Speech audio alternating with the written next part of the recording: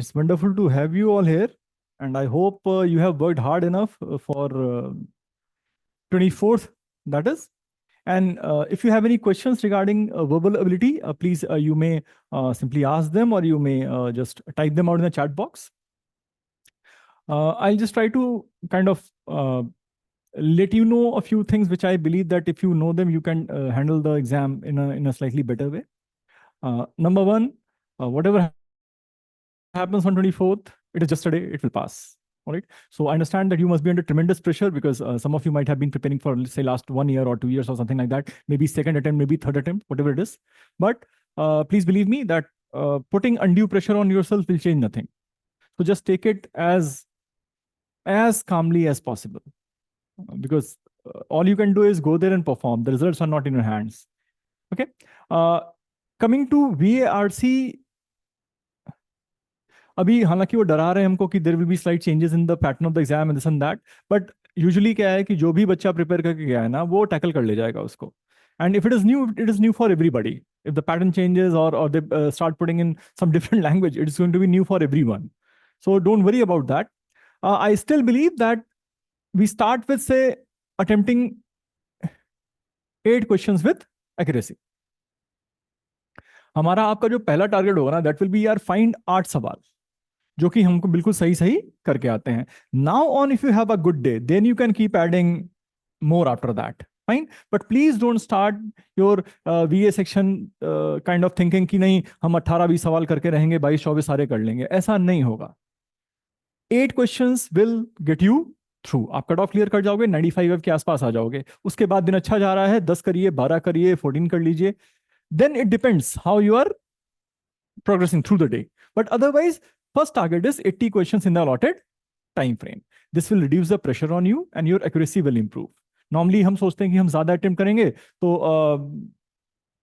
थोड़े बहुत जिसमें सही हो जाएंगे उससे काम चल जाएगा. बट बेटा ज्यादा अटेम्प्ट करोगे तो जो गलत होंगे उनका क्या होगा? वो तो नेगेटिव मार्किंग में आ जाएगा. Except when you are attempting your VA part. But VA part में भी क्या है कि माना टीटा है, टाइप इन द आंसर्स है, बट अगेन टाइम तो लेता है वो. Okay, so just plan it out कि हम पहले 8 क्वेश्चंस टारगेट करेंगे. Okay, now if you have got say 4 RCs, अगर हम नॉर्मल पैटर्न में चलते हैं तो आप इस पे पहला 2 RC देखते हो. You choose your RCs and you have 8 questions here. Then you got summary and TITA parajumble. Summary normally हमसे हो जाती है, एंड पैराजंबल अगर वो 3 या 4 दिए तो उसमें से कोई 2 जो है वो डुएबल होते हैं normally. So you need to figure that out, कौन सा कर सकते हैं. सब पे भिड़ना नहीं है बिल्कुल जाके, बट हाँ, you need to figure out. यार ये आप प्रीवियस ईयर क्वेश्चन पेपर्स देख लो, उसमें 2 पैराजंबल्स बिल्कुल ऐसे मिलेंगे आपको विच आर डुएबल, जो इजिली हो जाता है. Alright, so you need to be smart enough to pick your questions. अगर हम इतना भी करके आ जाते हैं ना, हमारा काम बन जाता है. Alright, so I repeat, do not put undue pressure on yourself in the way that you want to attempt like 20 questions. No, please attempt limited questions about which you are sure कि हाँ ये तो मैं सही करके आया हूँ, सही करके आई हूँ. All right. Then how do you choose your RCs? आप अपने RCs कैसे पिक करते हो? I mean they've given you 4 RCs, 4 RC दिया हुआ है और हमको उसमें से 2 करना है, क्योंकि ऑब्वियसली 4 तो कर नहीं सकते आप, मैक्सिमम 3 कर पाएंगे. All right. How do you choose your RCs? आप RCs choose कैसे करते हो? Will somebody share his or her thought on this? How do we choose our RCs?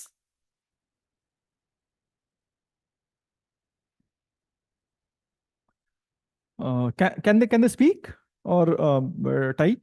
They can type in the chat Okay. box. So. Okay. I'll just open my chat box just in case something comes up.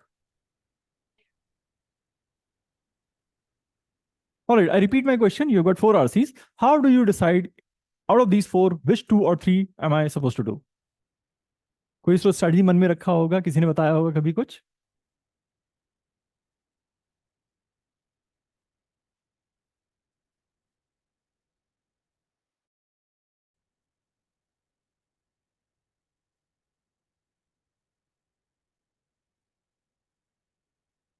ओह, अब होश आया. अच्छा, ऐसा भी करना था क्या?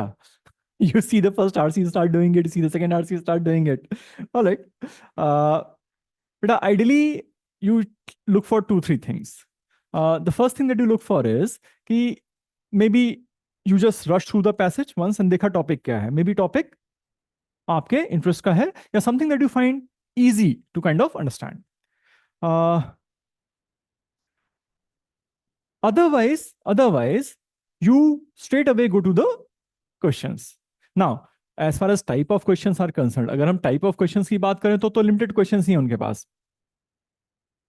Suppose you are talking about types of questions. तो types of questions क्या क्या आएगा? You will have a central idea question. All right. Then you may have assumption and you have inference. Then you have idea flow questions. Idea flow questions in context of the passage. What does the first paragraph stand for? That is the idea flow type of question आता है. All right. And then maybe tone question तो बहुत सालों से नहीं आया है, but we still put it in the list. All right. And finally, you will have interpretation.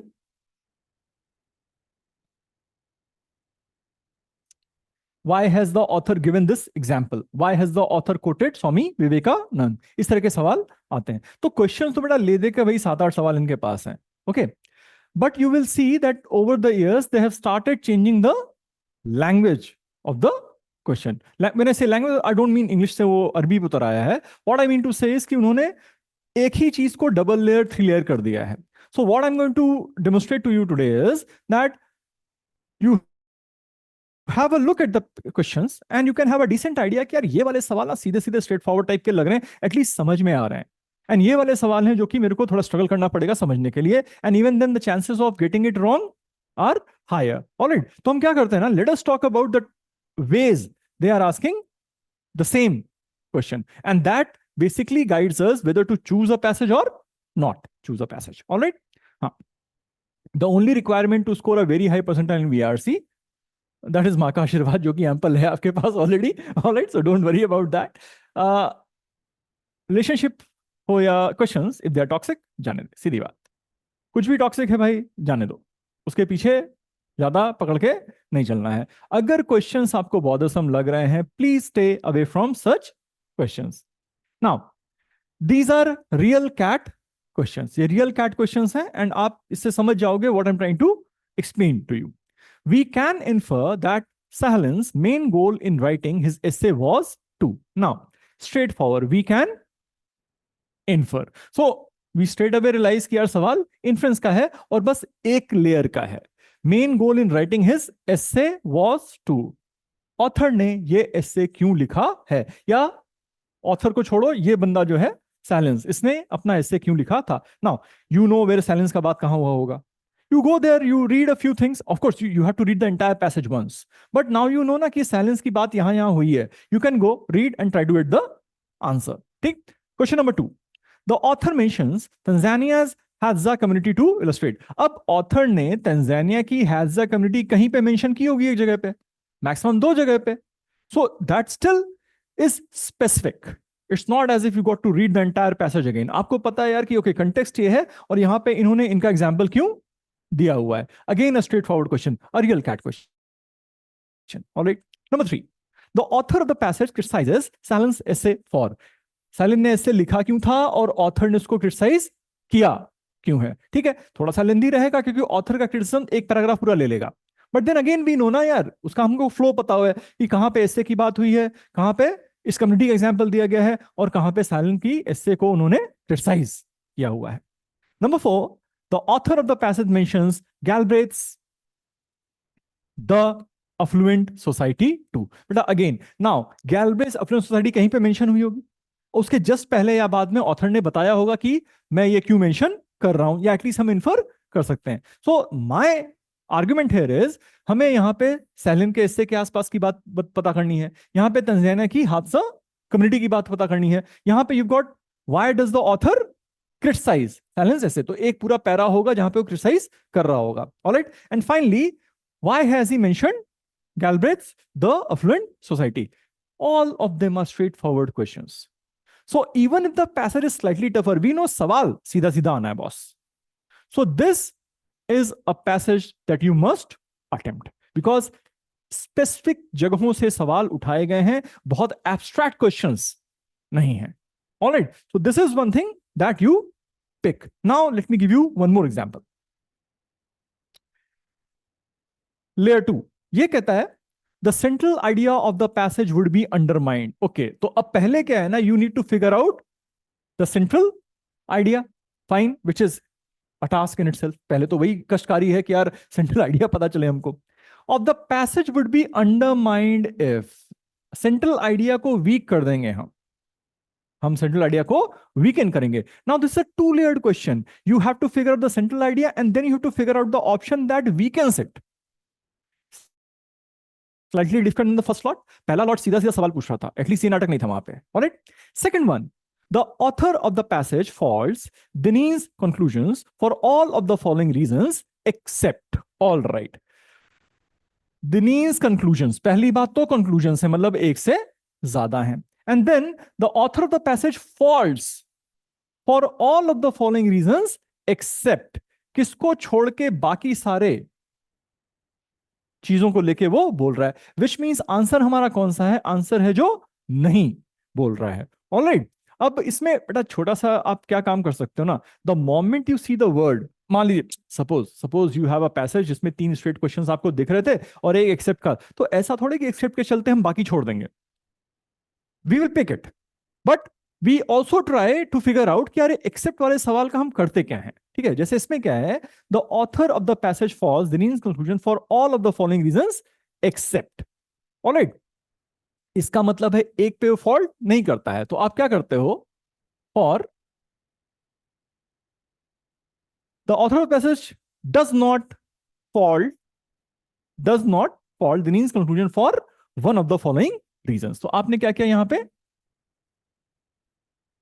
Accept के बदले आपने वहां पे नॉट यूज कर लिया। The author of the passage does not fault Denis's conclusion for one of the following reasons. अब वो कौन सा है, वो आपका आंसर मिल जाता है। सो एक्सेप्ट में थोड़ा सा गेम करना पड़ेगा आपको, otherwise if you are very good at understanding the question itself तो प्रॉब्लम ही नहीं है, सीधा पढ़ा सीधा समझ लिया आपने। Third one, the author of the passage is likely to disagree with all of the following statements except, okay, is likely to disagree. Except है तो नॉट लगा दो, ऑल है तो वन लगा दो। The author of the passage is likely to agree with one of the following statements, all right, but then again under pressure in the exam are we able to do this much, इतना अकल हम चला पाते हैं, वहां पे instinctively होता है, you get it or you don't get it। Questions हम सॉल्व कर ले जाएंगे बशर्ते हमको टाइम दिया जाए, but then again compare it with the first lot of the questions. First lot straightforward था, ये एटलीस्ट इतना स्ट्रेट फॉरवर्ड नहीं है, 2 चक्कर तो हमको खिला रहा है, डबल लेयर्ड हो जा रहा है। Then you have the third layer. You see the length of the questions has the words kind of sentences has increased. तो ये अपने आप में खतरनाक हो गया, एटलीस्ट वो छोटे वाले दिख रहे थे कम से कम। All of the following, if true, can weaken the passage's claim that facts do not speak for themselves except, okay, all of the following, if true, can weaken the passage's claim that facts do not speak for themselves except, 3 layers. अब पहले all of the following if true infer can weaken, all right, except कौन सा है जो weaken नहीं कर रहा है, 3 layer. There is a very high probability that under pressure in that exam chances are we get trapped in such questions and then we lose our confidence। यार ये समझ नहीं आया, अब क्या करें, पैनिक हो गया, एंड बेटा पैनिक बटन दबा और पेपर खराब हुआ। All right, so the moment you see lengthy questions, you can take a deep breath कि यार कुछ और चेक कर लेते हैं यार, मतलब थोड़ा straight forward question वाला देख लेते हैं। Number 2, if the author of the passage were to write a book on the Battle of Hastings along the lines of her own reasoning, the focus of the historical account would be on, all right, कोई chance है इस question को attempt करने का? अभी author ने लिखा ही नहीं है कुछ। If the author of the passage were to write a book on the battle of Hastings along the lines of his own reasoning, the focus of the historical account would be on. There is no way in the world I am going to attempt this question. पहली बात तो पढ़ने में time लग रहा है, दूसरा बात समझने में टाइम लग रहा है, तीसरा बात इसको आंसर करने के लिए वापस आपको ठीक ठाक पैराग्राफ फिर से पढ़ना पड़ेगा। Next one, according to the author, for Pinker as well as the ancient Greek philosophers, बेटा अगर उन्होंने 3 philosophers ही मेंशन कर दिए तो पिंकर के साथ ना तीन और चार चार बंदे आपको समझने पड़ेंगे. रैशनल थिंकिंग इन्वॉल्व्स ऑल, कहां फंस कहां रहे हैं, again they are saying rational thinking involves all of the following except real CAT questions. Now do you understand the method? CAT क्या कर रहा है हमारे साथ? वो एक्चुअली ये देख रहा है कि यार आप स्मार्ट हो क्या. Which task do you choose, which battle do you choose. देखिए दुनिया में सारी लड़ाइयां तो नहीं लड़नी ना बेटा, you need to choose your battles जहां पे चांस है ठीक ठाक हमारा. कैट ने क्या किया, आपके सामने 5 बैटल्स छोड़ दिए और बोला भाई पिक कर ले. Are you smart enough to do it? This is one way you can try and pick your passages. Skim, just go through the questions in a jiffy. पहला 2 मिनट खट खट करके अपने क्वेश्चंस देख लिए, ठीक है, and that will make it slightly easier for you to choose your passage. तो एक तरीका तो बेटा ये है जो मैंने आपको अभी अभी डेमोन्स्ट्रेट किया. And these are the, again I say it again, these are the real CAT questions. I have not framed them, I have not picked them from any mock series or something. Real CAT का सवाल है और ये layering मैंने आपको explain कर दिया है. So whatever days are left, you got Thursday and Friday and Saturday. Saturday I suggest you don't do anything, just chill. Thursday Friday एक बार बड़ा देख लो करके. Maybe you frame it in your mind कि okay यार ये तो technique काम कर रहा है यार, I can do it.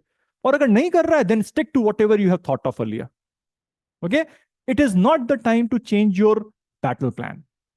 हाँ, you can add a few weapons. You can obviously add a few weapons, but battle plan change करने की जरूरत नहीं है कि अब ऐसे करेंगे वैसे करेंगे. जो आप साल भर करते आए हो या whatever duration you have taken to prepare for this exam, stick to that.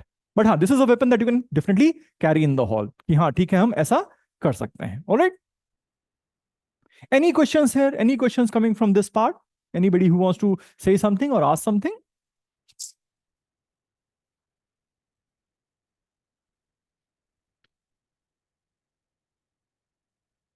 शर्मीले लोग हैं आप लोग हैं, या तो बहुत ही नर्वस हो गए ज्यादा. कैट सर पे आ गया, कैट फिर आ गया. CAT is a very hopeful exam, it gives you hope कि अगले साल तो हो ही जाएगा. तभी सब फंसे रहते हैं इसमें. But it's the coolest exam that India has, India conducts. बहुत बढ़िया पेपर होता है. And you are perhaps the best guys as far as preparing.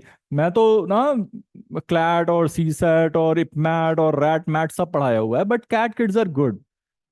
सभ्य लोग होते हैं कम से कम, बट इतना सभ्य नहीं होना. If you got a question you put it forward.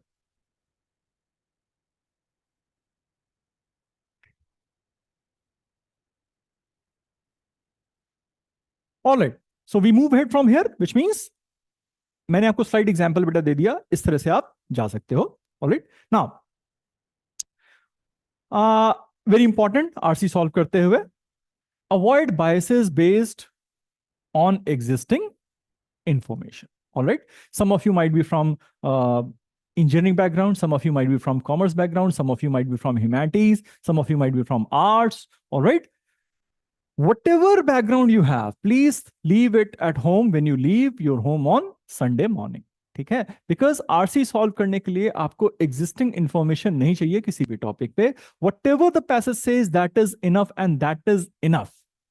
You do not need to put your existing information and your assumptions while solving a passage, because it is not a test of our knowledge ना. वो अब भाई अगर humanities का बंदा है तो BTech का सवाल नहीं कर पाएगा ना, और जो बीटेक का बंदा उसका ह्यूमैनिटीज में या अकाउंट्स में ना समझ में नहीं आता है उसको.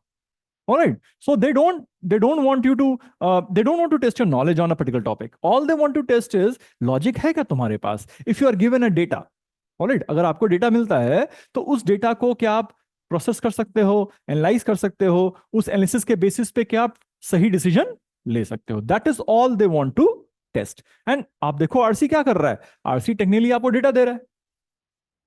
दे provide you data and then they ask you a question. Now this question is basically what it is, decision making.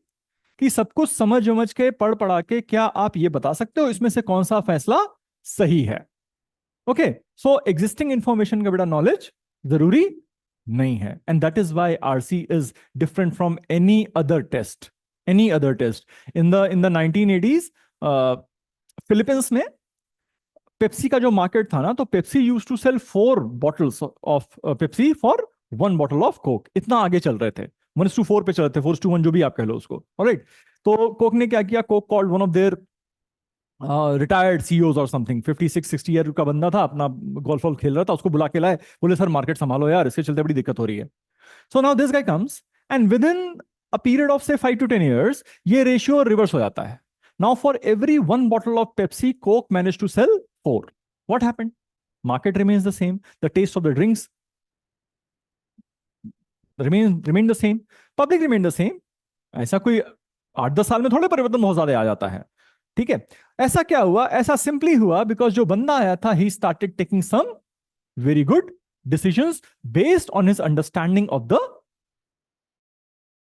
Processed data and the analysis. So कल को ना आप किसी कंपनी में मिड टियर मैनेजमेंट में जाते हो तो प्रॉब्ली वहां पे डिसीजन मेकिंग छोटे मोटे होगा आपके हाथ में, but 10 years from now when you have matured, when you have had some experience, beta, your decisions will make hell lot of difference to the company that you're working for, to the organization that you're working for, or your own organization. रोज हमें ना data process analysis के बाद decision लेना पड़ता है. So that is where RC becomes very very important. अब इसमें अगर आपने बायस के साथ काम किया, नो नहीं मैं तो ये जानता हूं, ये तो मेरे को पता है, ये तो ऐसा होता ही नहीं है, मैंने देखा था वहां पे, if you are carrying that kind of attitude, chances are you will falter at some place. So कोई भी बायस मन में लेके नहीं बैठेंगे, अपनी एग्जिस्टिंग इंफॉर्मेशन को हॉल के बाहर ही छोड़ेंगे, लेके नहीं जाएंगे. And please do not get overtly attached or kind of excited about the passage. कभी कभी क्या होगा ना, यू स्टार्ट रीडिंग, अरे ओहो ये तो क्रिकेट पे है, ये तो फैशन पे है, ये तो फूड पे है, एंड यू से ये तो हो जाएगा. पता लगा उसके पीछे फिलॉसफी था कुछ या साइकोलॉजी था कुछ जो हमारा फोटे नहीं हुआ और हम फंस गए. हाँ, अगर आप डिटैच हो ना, if you control your excitement, your logic will keep functioning. और लॉजिक अगर फंक्शन करते रहेगा ना तो हम कुछ ना कुछ कर ले जाएंगे वहां पे. तो बहुत दुखी भी नहीं होना है और बहुत खुश भी नहीं होना है. बेसिकली वो 2 घंटा आपको ना एक संत बन के बैठना है वहां पे कि ठीक है, whatever comes I try to handle as coolly and calmly as possible. Biases passage choose करने में, टॉपिक चूज करने में, बायसेस आंसर करने में प्लीज अवॉइड. एक प्रॉब्लम आपका और आता है कि सर 4 ऑप्शंस होते हैं, 2 तो हम एलिमिनेट कर देते हैं, जो 2 बचते हैं उसमें whatever I pick is always wrong. All right, this is a major concern for years and years and years and years. All right, and my simple answer to this is, if you have got 2 options and you need to eliminate them, please before eliminating them go and read the question stream again. आप जाके ना बेटा सवाल तो पढ़ो दोबारा से, उसने पूछा क्या है. Sometimes what happens, you read a question, by the time you come to the 4th option, question का जो एक थॉट था ना वो ऑलरेडी आप भूल चुके हो या कंफ्यूज हो चुके हो या लॉस्ट हो चुका है, because you are trying to focus on the options. I suggest that when you are left with 2 options and one needs to be eliminated, before you eliminate it randomly, यार यही लग रहा है, ये करने के पहले go back to the question stem and figure out, यार जो मैं सोच रहा था, जो मैं समझ रही थी वही पूछा है ना इन्होंने. ऐसा तो नहीं that on my way down मैं भूल गया या मैं कंफ्यूज हो गया. Now, once you reassure yourself that, okay, I have understood the question, अब आप देखो ना, elimination becomes easier. अच्छा, प्लस सीधी सी बात है बेटा, 4 में 3 तो गलत ही है ना. How can 2 of them be the same or similar? They cannot be. एक डेफिनेटली गलत है, हम लैंग्वेज नहीं समझ पा रहे या हम एग्जैक्ट क्वेश्चन भूल चुके हैं.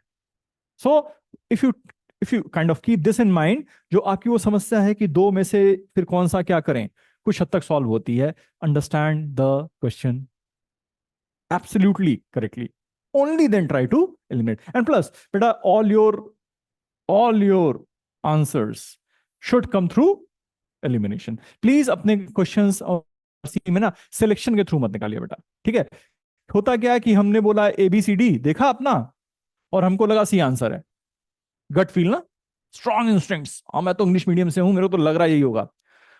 आपके लगने से कुछ नहीं होता.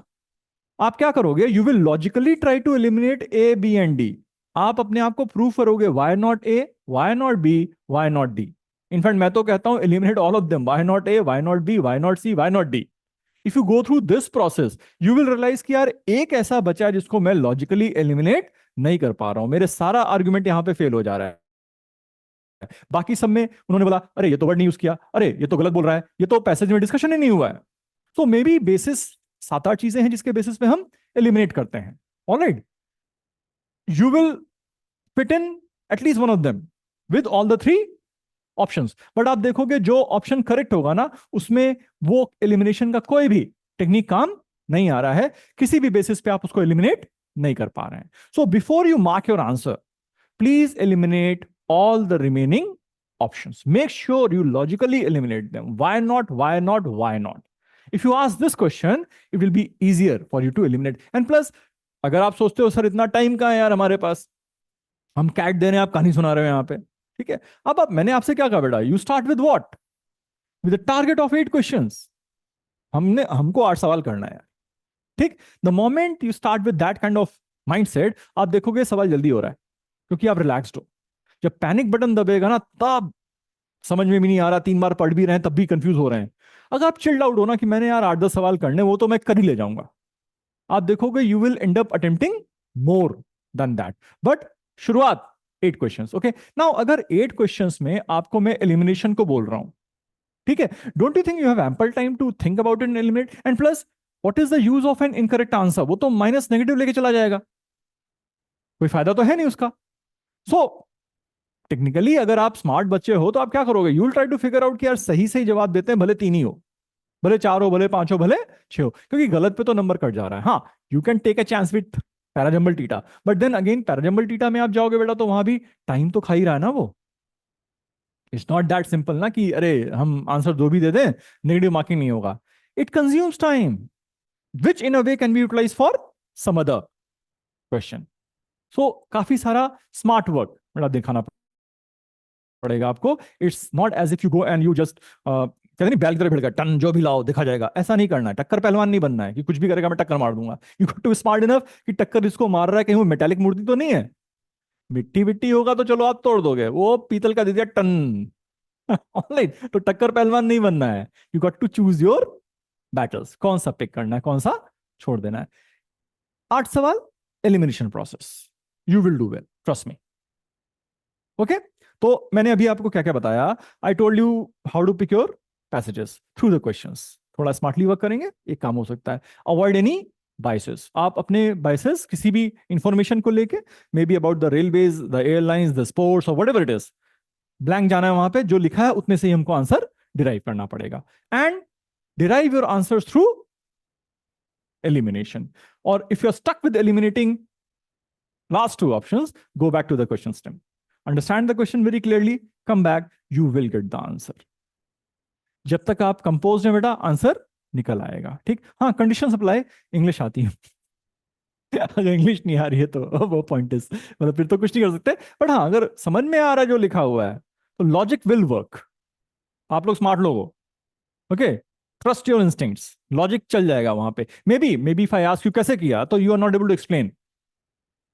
क्योंकि कभी कभी क्या होता है ना, we do certain things and in our head we are very clear about it, but if somebody ask कैसे, तो यार अच्छा कैसे, अब मैं कैसे समझाऊं.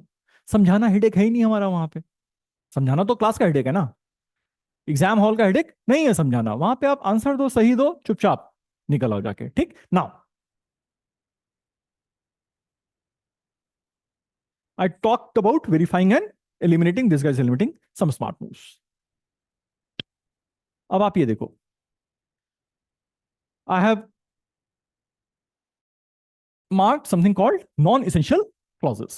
Now, if something is non-essential, it means it is simply there to distract us or give us some additional information. It is not the real game. वो इंफॉर्मेशन मेन इंफॉर्मेशन नहीं है, विच मीन्स उस information पे सवाल तो नहीं आ रहा boss. अब आप देखो, पढ़ के देखो जरा इसको, just read it once.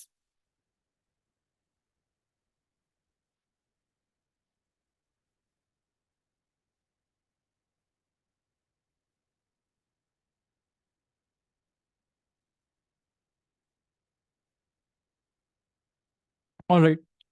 Now I'll read it. It says, Johannes Hale Selassie, a paleoanthropologist at the Cleveland Museum of Natural History in Ohio, and his colleagues said that the species the foot belonged to remains undetermined for lack of any cranial or dental remains associated with the specimen. कुल मिला के कह रहा है कि एक specimen मिला है, लेकिन उसकी स्पीशीज हम सेट नहीं कर पा रहे हैं क्योंकि हमारे पास कोई भी क्रेनियल या डेंटल रिमेन नहीं है. इतनी सी मेन इंफॉर्मेशन है.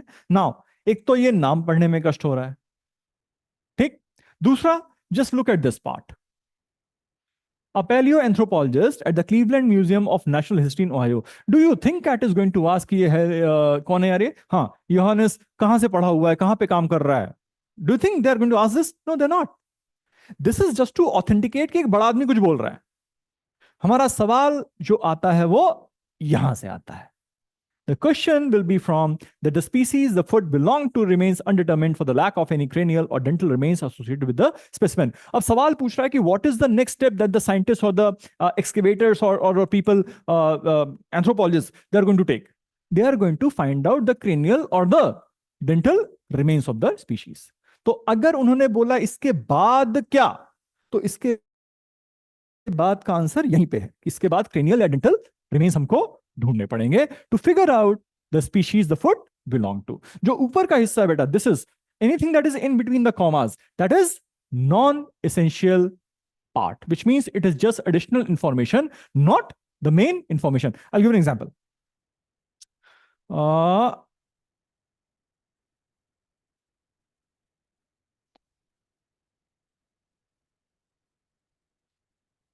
Just okay, अच्छा, this is हाँ. Suppose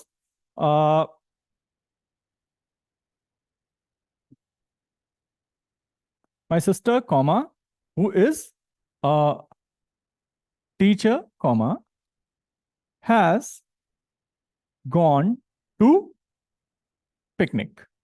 All right. And the second statement is my sister, who is a teacher, has gone to picnic. All right. Now you've got same to same sentence.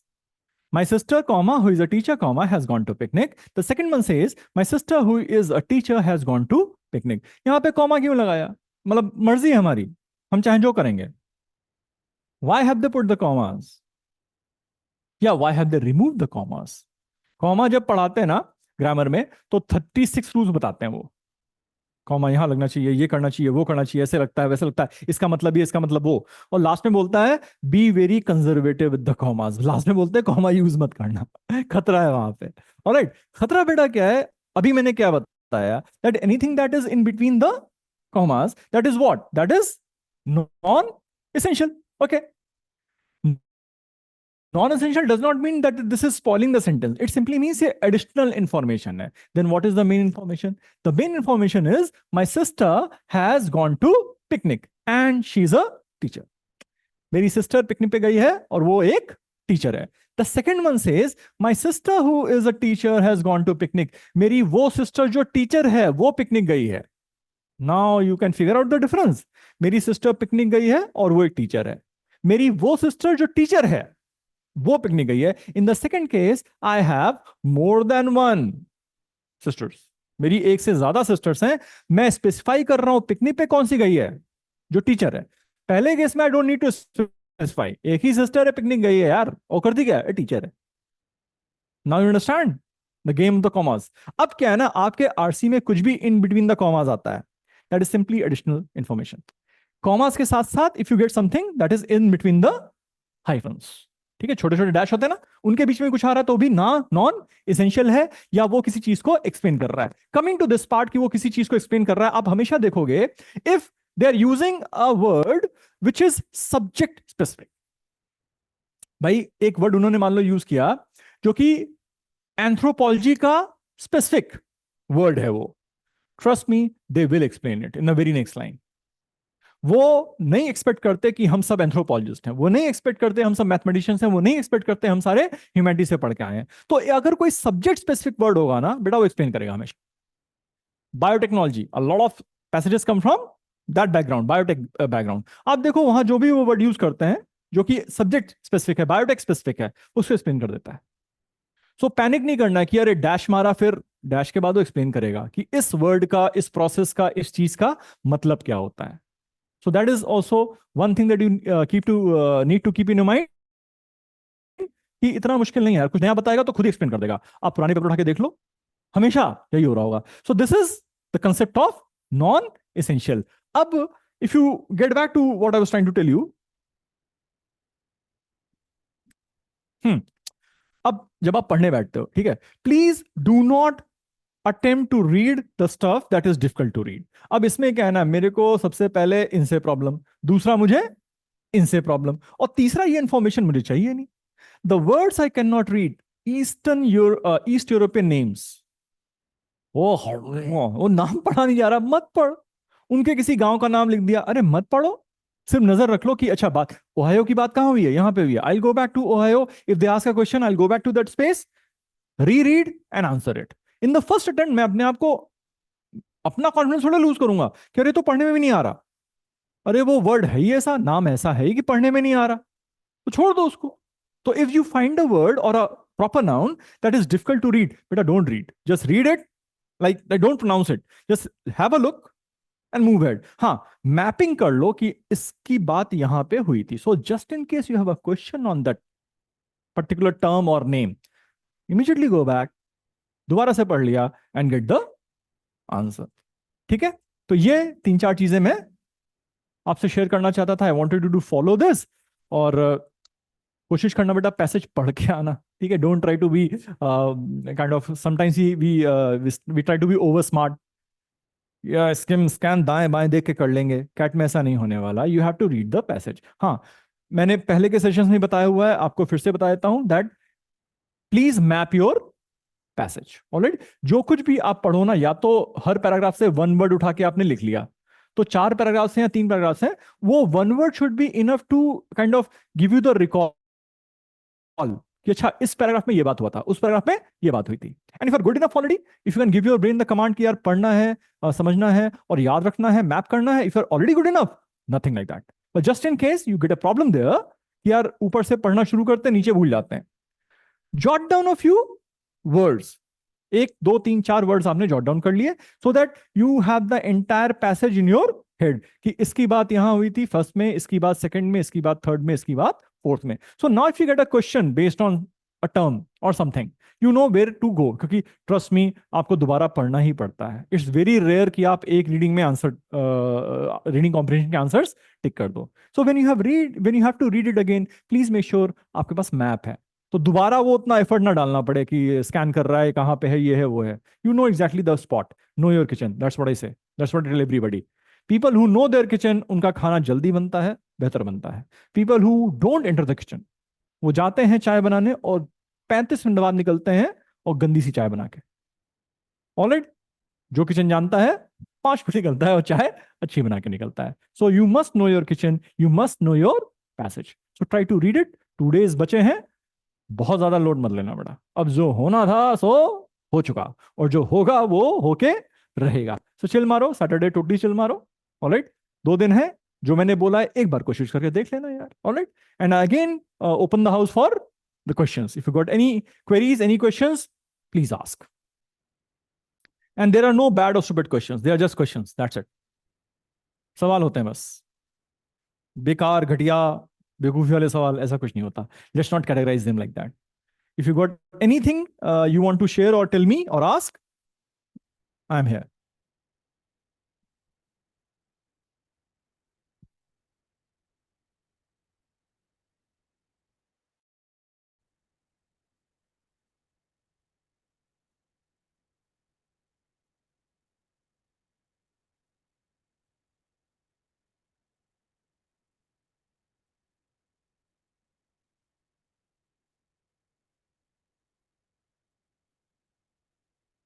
All right. In that case, I'll just revise and wrap it up. How? Okay, okay, okay, okay. How to start the paper? हाँ, Pranay, they will tell you how to start the paper. पहला VA section दे देगा, वो बोलेगा करो. Now, normally, most of us, we start with reading comprehension itself. But if you are like in a zone where you are kind of कि बहुत pressure हो रखा है, go to summary. क्योंकि इन दोनों केसेस में आपको पढ़ने का टाइम मिलता है थोड़ा, तो you can settle down, breathing control में आ जाती है, थोड़ा फोकस इंप्रूव हो जाता है। तो इधर गो विद आरसी और go with summary, that is what I suggest, that is what I suggest. So there is this query by Anirudh. He posted to okay, me I like just read it.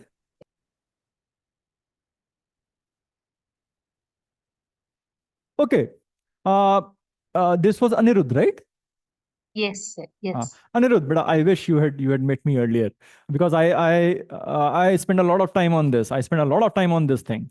What I suggested earlier also was, and what I keep suggesting is that this is exactly what the problem is. You will not find ideal conditions. वो पीछे इन्विलेटर्स रहेंगे, वो बात करते रहते हैं, non serious candidates हैं, वो कुछ नहीं कर रहा, घूर रहा है, या कंप्यूटर तेज से टक टक कर रहा है, या आसपास बेसिकली डिस्ट्रैक्ट करने की कोशिश कर रहा है, कोशिश नहीं कर रहा, वो हैं, वो इरिटेंट्स ही हैं वो। ऑलराइट। एंड फॉर्चुनेटली अब इतनी ठंड नहीं पड़ती है। अब 8-10 साल पहले तो नवंबर में वो कभी कभी जूते उतरवा लेते थे, and it was so cold November back in those days. अब तो इट इज ओके, मतलब इतनी ठंड नहीं पड़ रही है, but still what I suggest, you have got 2 days to go बेटा। You sit in front of the system before the test begins for 5 minutes। आप 5-10 मिनट अपने सिस्टम के सामने बैठते हो और सिर्फ सिस्टम घूरते हो।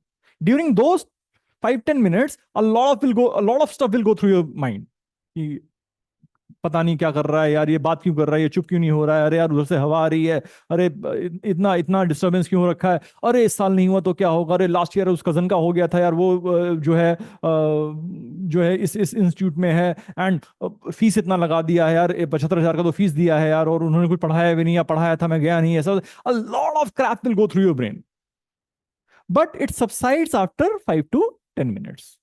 फिर ना आप ब्लैंक हो जाते हो, then nothing affects you, then nothing affects you। Problem क्या है ना, you are sitting there, you are trying to observe everybody. Don't.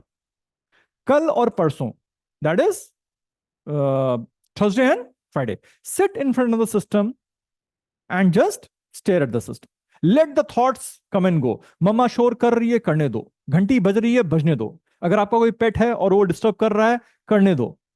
उस दिन कोई थप्पड़ भी मार दे तो भी आप शांत ही रहेंगे। All right. So as I said, I wish you had met me earlier, asked this question। तो हम जरा महीना भर ये प्रोसेस कर लेते हैं।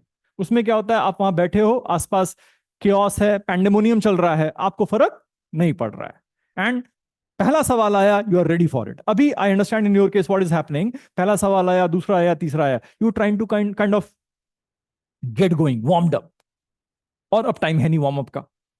ओके, तो या तो वार्म अप करते हैं हम आरसी के थ्रू कर लेते हैं, बिकॉज कॉन्सेंट्रेशन थोड़ा वीकन हो रखा है, या बेटा just let the thoughts flow. कितने भी घटिया बुरे थॉट्स आ रहे हैं, आपको अपने पड़ोसी को मारने का मन कर रहा है, लेट देम फ्लो, रोको मत उनको। ठीक है, 7-8 मिनट में ना अपने आप आदमी, यार हैं तो इंसान ही ना, बुरे आदमी थोड़े ना है किसी को, मतलब इतना इरिटेट हो जाएंगे दुनिया संसार से। whatever comes it will pass on, it will pass away in 5 to 7 minutes। that is one thing I suggest। 2 दिन है, करके देख लो यार, काम आ जाएगा, ऐसा नहीं है।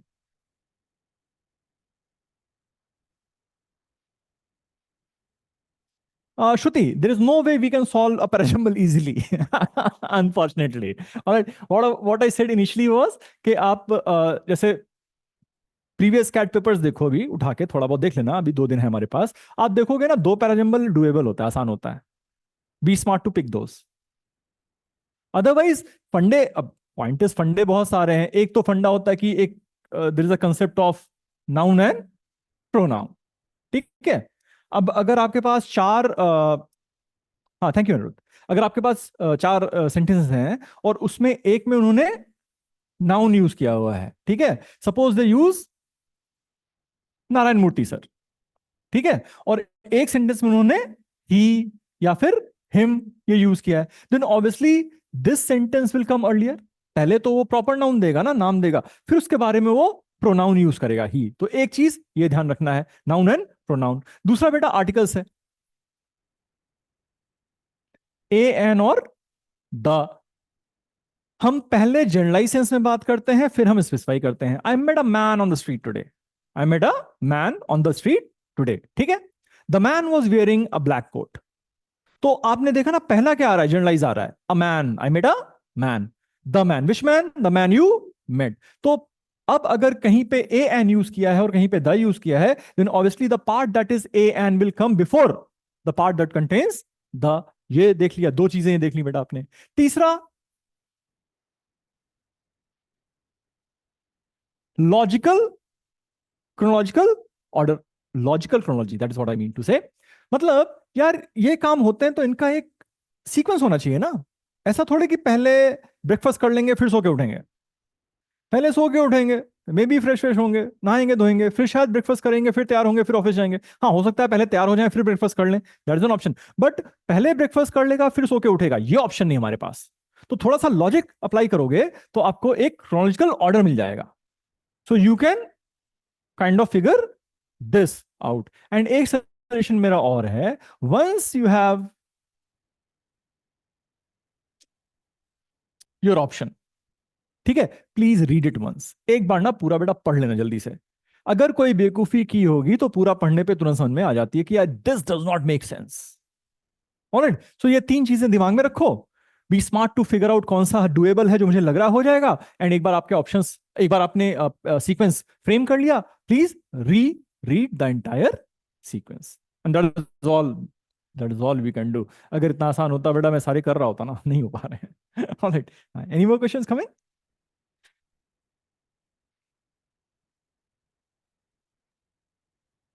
No, sir, I don't see any other question posted in the chat. All right, all right, all right. All right, then good luck, everybody, and just stay calm, beta. And again, I say, whatever happens on that day, it's the day it will pass. A good day or a bad day. All right, Thank you'll all do well. thank यार अपने sincere आदमी हो कि अभी आके आप बैठ के मुझे सुन रहे हो और मुझे बिना जाने हुए, which means you are serious people, beta. You'll do well. My wishes with you. Thank you. thank you so much, sir. Thank you, everyone. Also, if in case you want to see the other videos also, because we had 4 more videos for the same subject by Sudeep sir only, which is available on our YouTube channel, which is Jaipuria Institute of Management. So you can maybe refer that.